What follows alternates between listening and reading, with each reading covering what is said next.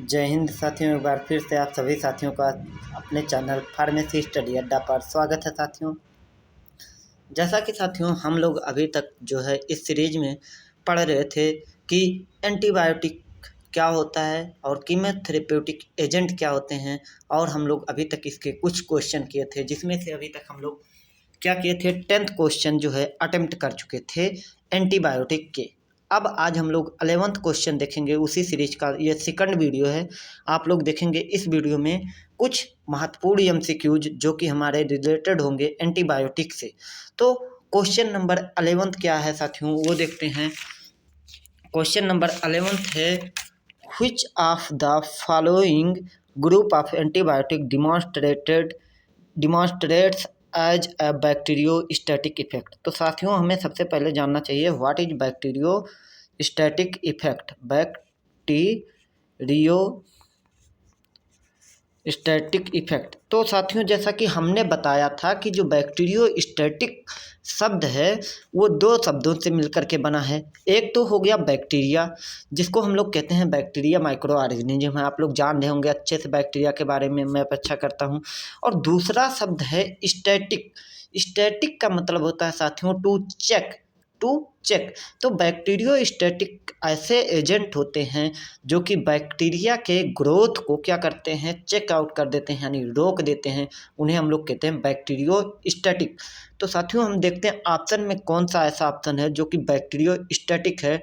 तो हमारा जो है ऑप्शन ए है कार्बापिनेम्स। जो कार्बापिनेम्स है ये बीटा लैक्टम के अंतर्गत आता है। ये हमारा बैक्टीरियोसाइडल होता है। माइक्रोलाइड, हाँ ये है हमारा बैक्टीरियोस्टैटिक। तीसरा है सी अमीनोग्लाइकोसाइडेज। ये भी हमारे क्या करता है, आरएनए के सिंथेसिस या डीएनए के सिंथेसिस को डिस्टर्ब करता है और बैक्टीरिया को किल आउट कर देता है। सिफेलोस्पोरिन्स ये भी बैक्टीरिसाइडल है। तो हमारा जो ऑप्शन होगा साथियों, आंसर होगा वो होगा इसमें हमारा क्या होगा आंसर, वो हो जाएगा आंसर बी। क्या हो जाएगा आंसर बी, जो है हमारा मैक्रोलाइड वो एक बैक्टीरियोस्टैटिक एजेंट होगा। ठीक है, अब देख लेते हैं आंसर क्या है हमारा, B, option number B. Answer option B है। अब हम लोग देखेंगे क्वेश्चन नंबर 12 क्या कह रहा है, which of the following antibiotic contains A beta lactam ring in their chemical structure. तो साथियों हमें सबसे पहले ये देखना है कि बीटा लैक्टम क्या होता है। तो मैं बता दूं आप लोगों को, बीटा लैक्टम साथियों एक रिंग होती है जो कि इस तरह से होती है। ठीक है, ये इस तरह से होता है। यहाँ पे क्या होता है, नीचे यन होता है, ये एक यन होता है और यहाँ पे डबल बॉन्ड ओ लग जाता है और इधर यन लगता है। ठीक है, और सी डबल बॉन्ड ओ और यहाँ आर ग्रुप लग जाता है। इस रिंग को क्या कहते हैं, बीटा लैक्टम कहते हैं। इस रिंग को बीटा लैक्टम कहते हैं। तो कह रहा है इसमें से कौन से ऐसे एजेंट हैं जिनमें बीटा लैक्टम की रिंग पाई जाती है। तो हम लोग ऑप्शन देखते हैं, पेनिसिलिन, हाँ ये बीटा लैक्टमेज के अंतर्गत आता है। बीटा लैक्टमेज में कौन कौन से आते हैं, पेनिसिलिन्स आती हैं, सिफेलोस्पोरिन्स आती हैं, मोनोबेक्टम आते हैं और कार्बेपिनम्स आते हैं। तो पेनिसिलिन हो गया, ये आता है, हाँ ऑप्शन ए भी आता है। सिफेलोस्पोरिन्स में भी हमारा बीटा लैक्टम रिंग पाया जाता है। सी में कार्बेपिनम्स एंड मोनोबेक्टम, इनमें भी हमारा क्या पाया जाता है, बीटा लैक्टम रिंग पाया जाता है। तो इसका आंसर जो होगा 12th का साथियों वो क्या हो जाएगा, option D, all groups have beta lactam ring. तो हमारा जो आंसर होगा वो हो जाएगा क्या, आंसर डी हो जाएगा, ऑल ग्रुप। क्या, ऑल ग्रुप। ठीक है, GROUPS ग्रुप्स, ऑल ग्रुप हमारा हो जाएगा इसमें। ठीक है, अब देखिए डी, अब कह रहा है tick the drug belonging to antibiotic macrolide. अब आप लोग अगर क्लासिफिकेशन पढ़े होंगे एंटीबायोटिक के तो आप लोगों को इस क्वेश्चन को लगेगा कि 2 मिनट का है, बना बनाया हलवा है और उसको खा जाएंगे, मतलब आसानी से इसको टिक आउट कर देंगे। और अगर आप क्लासिफिकेशन नहीं पढ़े होंगे साथियों तो आप लोगों को दिक्कत होगी।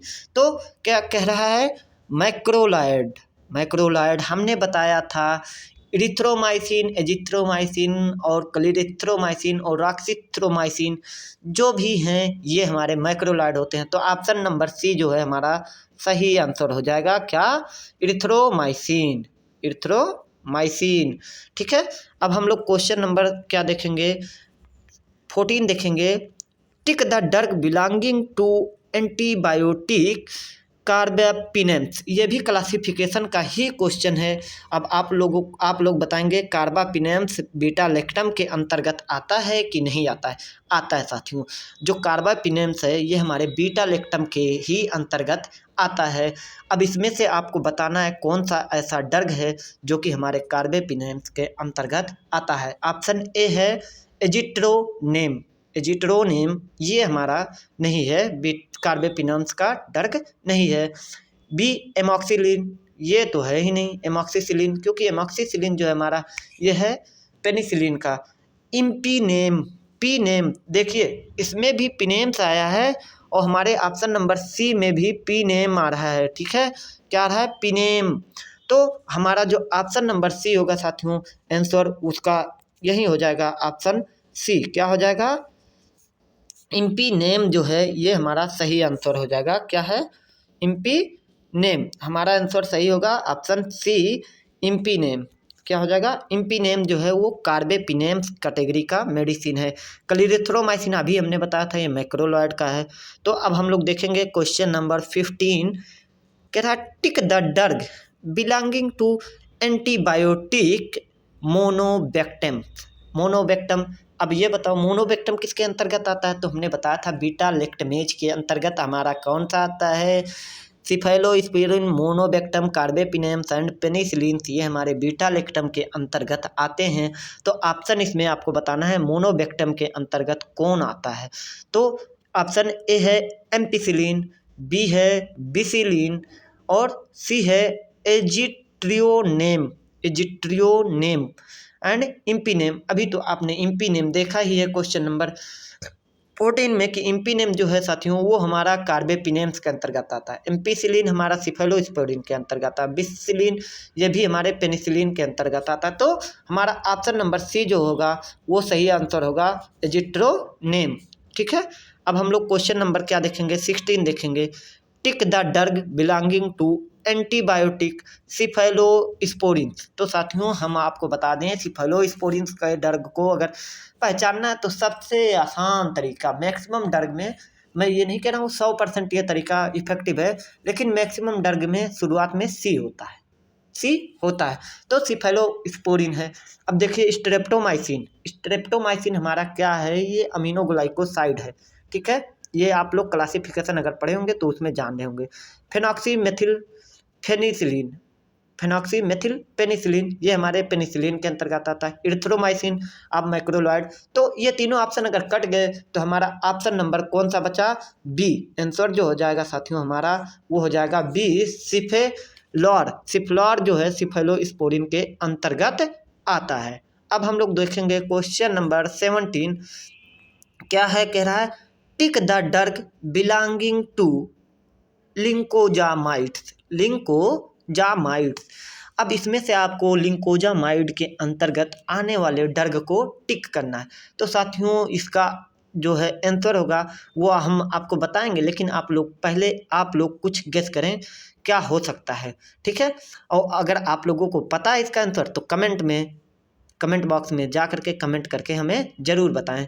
तो देखिए इरिथ्रोमाइसिन, अब आप लोग पढ़ चुके हैं इरिथ्रोमाइसिन किस में आता है, मैक्रोलॉयड में। एजिथ्रोमाइसिन मैक्रोलॉयड में। एजिट्रोनेम ये थोड़ा हो सकता है कि आप लोगों को क्या करे, ये थोड़ा आप लोगों को परेशान करे, लेकिन नेम है तो ये हमारा मोनोबेक्टम में आएगा, एजिट्रोनेम।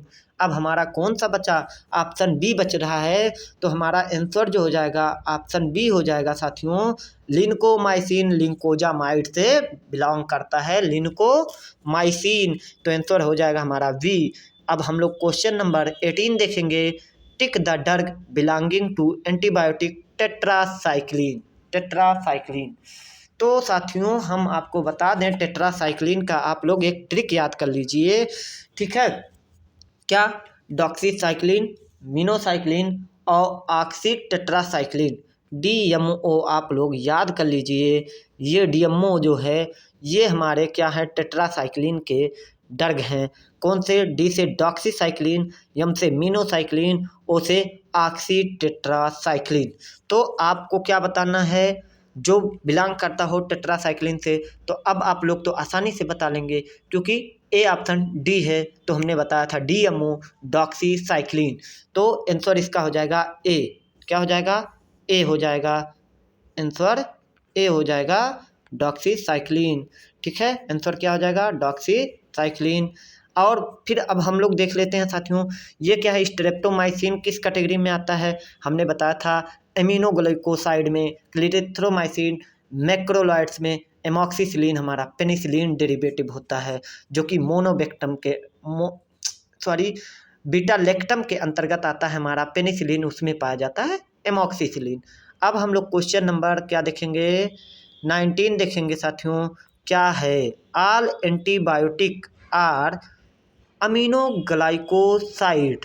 कह रहा है सभी के सभी जो एंटीबायोटिक हैं वो क्या हैं? अमीनोग्लाइकोसाइड हैं, एक्सेप्ट किसको छोड़ करके सभी के सभी जो एंटीबायोटिक हैं वो है क्या? अमीनोग्लाइकोसाइड। तो जेंटामाइसिन ये भी हमारा क्या है? ये अमीनोग्लाइकोसाइड है। बीटा बी स्ट्रेप्टोमाइसिन ये भी है। क्लिंडामाइसिन और नियोमाइसिन, तो हम लोग ऑप्शन देखेंगे क्लिंडामाइसिन जो है साथियों, यही हमारा गलत आंसर है क्योंकि क्लिंडामाइसिन हमारा अमीनोग्लाइकोसाइड नहीं है। तो इसका जो आंसर होगा वो क्या हो जाएगा? हमारा ऑप्शन नंबर सी हो जाएगा क्लिंडामाइसिन, क्योंकि नियोमाइसिन भी हमारा आता है अमीनोग्लाइकोसाइड एंटीबायोटिक के अंतर्गत। अब हम लोग आज का 20th क्वेश्चन देखेंगे। Tick the drug belonging to nitrobenzene derivative. अब आपको टिक करना है नाइट्रोबेंजीन डेरिवेटिव। देखिए आपको अगर बता दें, आपको अगर जीपेट में या एग्जिट एग्जाम में या किसी भी फार्मासिस्ट के एग्जाम को क्लियरिफाई करना है यानी पास करना है तो आपको क्लासिफिकेशन याद होना चाहिए, आपको क्लासिफिकेशन आना चाहिए। और अगर आपको क्लासिफिकेशन आता है साथियों तो लगभग आप 70% क्वेश्चन आसानी से क्या कर लेंगे? क्वालजी के सॉल्व कर लेंगे, कोई दिक्कत नहीं आएगी। लेकिन अगर आप क्लासिफिकेशन नहीं पढ़े हैं तो आपको दिक्कत आएगी। ये भी क्वेश्चन डायरेक्ट हमारे क्लासिफिकेशन से उठा लिया गया है। ऑप्शन ए क्या है? क्लिंडामाइसिन ना, क्लिंडामाइसिन नहीं है। स्ट्रेप्टोमाइसिन अमीनोग्लाइकोसाइड का है, अभी बताया हमने। एजिथ्रोमाइसिन तो आप लोग पढ़ते पढ़ते बोर हो गए होंगे, मैक्रोलॉयड के अंतर्गत आता है। अब जो डी ऑप्शन है क्लोरामफेनिकॉल साथियों, यही हमारा नाइट्रोबेंजीन डेरिवेटिव है। तो इसका आंसर क्या हो जाएगा? आंसर हो जाएगा डी, क्या? क्लोरामफेनिकॉल। अब ठीक है, अब हम लोग देखते हैं question number 21। Tick the drug belonging to glycopeptides. Glycopeptide के अंतर्गत कौन से आते हैं साथियों? तो इसका आंसर देखते हैं क्या होगा। Glycopeptide answer A. ग्लाइकोपेप्टाइड कह रहा है, ग्लाइकोपेप्टाइड का मतलब हुआ साथियों ऐसा पेप्टाइड, ऐसा प्रोटीन मॉलिक्यूल जिसमें क्या पाया जाए? ग्लूकोज या शुगर क्या होते हैं? पाए जाते हैं, उन्हें ग्लाइकोपेप्टाइड कहते हैं। तो इसका आंसर क्या हो जाएगा? आंसर ए हो जाएगा विनकोमाइसिन। ठीक है, वेंकोमाइसिन। अब हम देखेंगे antibiotic inhibit the bacterial cell wall synthesis are. कौन से ऐसे एंटीबायोटिक हैं जो कि हमारे बैक्टीरिया के सेल वॉल सिंथेसिस को इनहिबिट करते हैं? ये हमें बताना है। तो साथियों हमने बताया था आप लोगों को कि जो हमारे बीटा लैक्टम एंटीबायोटिक होते हैं वो हमारे क्या करते हैं? सेल वॉल सिंथेसिस को इनहिबिट करते हैं। टेट्रासाइक्लिन नहीं करता, अमीनोग्लाइकोसाइड नहीं करता, मैक्रोलॉयड नहीं करता। तो ऑप्शन ए जो है हमारा सही आंसर होगा।